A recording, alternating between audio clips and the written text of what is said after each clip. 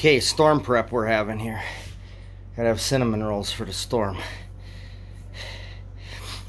Me and Maddie we moved a bull, and I'm gonna throw the cows another sorghum bale.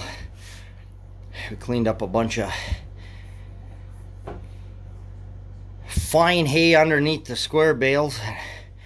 Shovel that in for bedding for the cows, and I'll be able to get back in the barn at the bull's under the shed.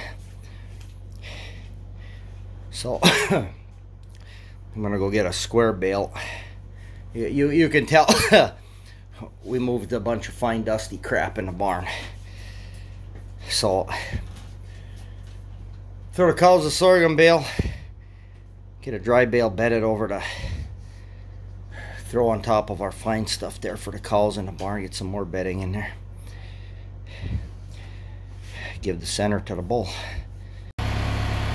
Well, this is beauty here. I can climb up the loader and cut it on top, get that outside to fall in there. They said I got quite a bit of bedding from scraping up under the square bales. Square bales behind my improvised wall there yet. But yeah, we'll get some off on here. We'll go out and see about feeding the bull. That ain't gonna be good because I don't have a feeder for him, but I'm gonna stick it in the corner. See what we get here. All right, we got the bull fed, and I bent the gate doing it. What else? Got the bedding in the barn there. Cow's got another sorghum bale there to pound on. Any of you who've been around here for a while, this is you've all seen me with the tractor on this side in the spring having. I got dust. I should be up to the axle, but got dust. So here's what we're gonna do. On the other side of this barn, the water line runs from the house to the barn. We're gonna come down there underneath that trailer. We're going to stick a water out here in the middle. I'm going to get some freestanding panels, put this up, put the water there. I should be able to make it so I can have horses in the winter on that water. If I got something in the barn on that water, I'm basically just going to pack that right full of hay from the back forward, and we'll feed out the south side first. So by spring, when I need someplace to calve, I'll have it. But we're gonna put something right here. I haven't decided exactly what yet. I think I'm gonna do a do-it-as-you-go pole barn build. I sloped down from the north a little bit right here. I gotta have another building here. The cows need a shed. I've thought about going 36 feet wide. Ridge running north and south right here, so the water will go off that way and away, and I can ditch it down this side and away. I might go 30, I might go 36, I don't know. I've paced this out a bunch of times, but if I line it up, if I come 10 feet forward of that horse ring fence right there, I don't even have to come there. I can go further. I can go as much as 72 feet without having any trouble whatsoever. Still have room for the bale yard back there, have room to move around. If I ended up with 30 by 72 or 36 by 72 or whatever, but I'm doing something. I've thought about running the ridge the other way and leaving a long wall open. Couple bays for parking stuff in. A tractor and a blower, the balers could go in there. There's no reason that wrapper should be sitting out, but I have no place to put it. So we're gonna do something here. It doesn't take a whole lot of... I'll move these bales when it's dry. Push this down. And like I said, it's not I'm going to put up what I can afford. If I'm going to leave the south end open. The cows can just come and go. I can clean it from this side. It dries up plenty good.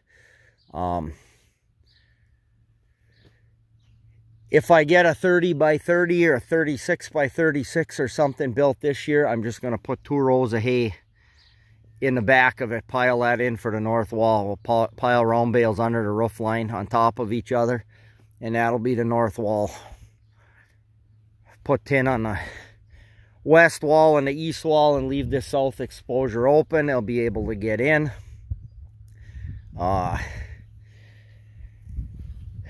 I'd love to have something with a long slope going back and a short here like they make those. Any of you guys that watch EAB's channel, I love his barn. That would be really slick, but I also don't quite want to spend that kind of money. I've looked into what it would be to do a roof line like that. But 30 by 60, 30 by 72, 36 by, I don't know, whatever, we'll see. I mean, even a 30 by 60 building would do me a lot of good. I know enough to go as big as I possibly can, so maybe I'll just start building 36 wide, I don't know. But, alright, well, I guess that's enough of me yakking about that, but I was going to bring that up one day. This must be the calm before the storm. It is. There isn't even a wispy ice cloud anywhere. It is completely blue. So, cows have stuffed their face. 10 o'clock tomorrow. They say the snow is supposed to start. We shall see.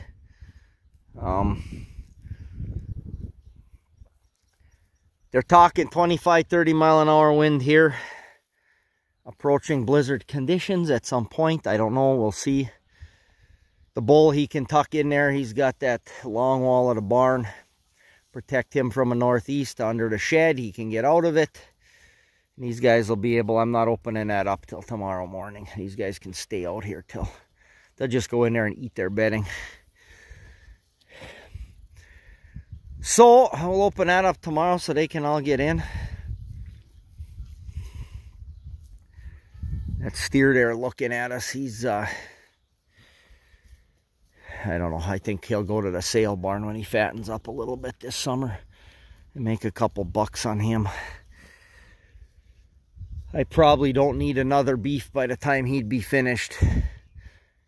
Freezers are kind of full, which is not a bad thing, but...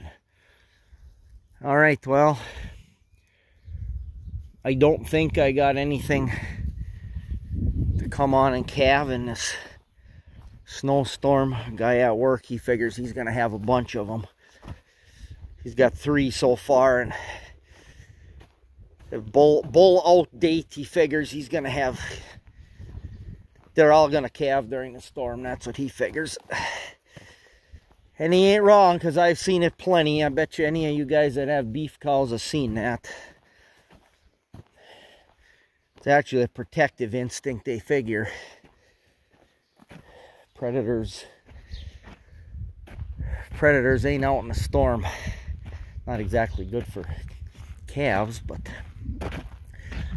Alright, well, a lot of yak in there. I'll go have some coffee and lunch here.